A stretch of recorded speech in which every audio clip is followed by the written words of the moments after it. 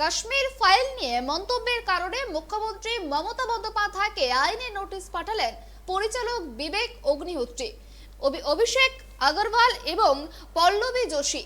সোমবার নবান্নে সাংবাদিক সম্মেলনে দ্য কেরালা স্টোরি প্রসঙ্গে কথা বলার সময়েই মুখ্যমন্ত্রী দ্য কাশ্মীর ফাইলকে বিজেপির দ্বারা ফান্ডেড ছবি ও প্রোপাগান্ডা সিনেমা বলে উল্লেখ করেন। সেই মন্তব্যের তীব্র প্রতিবাদ জানিয়ে পরিচালক বিবেক অগ্নিহোত্রী সেই মন্তব্যের জেরে বিরোধিতা করে মমতা বন্দ্যোপাধ্যায়কে আইনি নোটিশ পাঠালেন।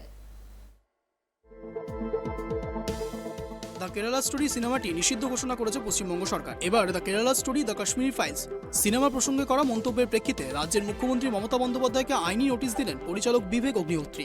এই দুই সিনেমা সম্পর্কে করা অভিযোগ প্রত্যাহার করে নিঃশর্ত ক্ষমা চাওয়ারও দাবি জানিয়েছেন পরিচালক বিবেক অগ্নিহোত্রী। 8 জুন সোমবার দ্য কেরালা স্টোরি সিনেমাটি নিষিদ্ধ ঘোষণা করে নবান্নে। তার পরদিনই অর্থাৎ 9 জুন মঙ্গলবার রাজ্যের মুখ্যমন্ত্রী মমতা বন্দ্যোপাধ্যায়কে নোটিশ দেন পরিচালক বিবেক অগ্নিহোত্রী।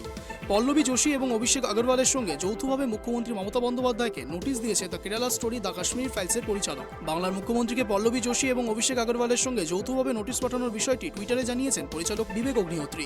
পরিচালক বিবেক অগ্নিহোত্রী আরও জানান, মুখ্যমন্ত্রী মমতা বন্দ্যোপাধ্যায় the Kerala story the Kashmir files সিনেমাকে ষড়যন্ত্র এবং বেশিরভাগ অংশ কাল্পনিক ও পরিকল্পিত বলে উল্লেখ করেছেন।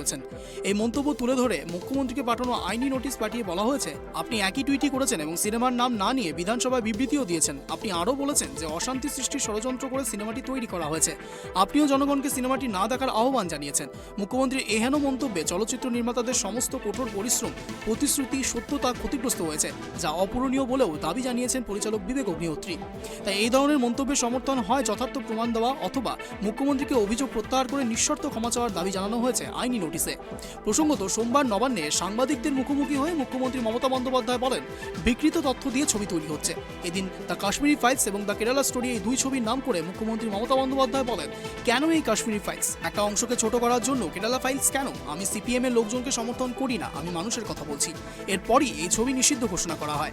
নবান্নের তরফে বিবৃতি জারি করে জানানো হয়েছে, রাজ্যের শান্তি ও সৌহার্দ্য বজায় রাখতে পশ্চিমবঙ্গে দ্য কেরালা স্টোরি চলচ্চিত্রটি নিষিদ্ধ ঘোষণা করা হলো। এই সিনেমায় যেসব দৃশ্য দেখানো হয়েছে তা রাজ্যের শান্তি শৃঙ্খলার পক্ষে বিপজ্জনক হতে পারে। আশঙ্কা করে কলকাতা সহ সব জেলাতে এই ছবির প্রদর্শন নিষিদ্ধ করা হলো। শান্তি শৃঙ্খলা বজায় রাখতেই রাজ্য প্রশাসনের এই সিদ্ধান্ত। Bureau report, tribe TV.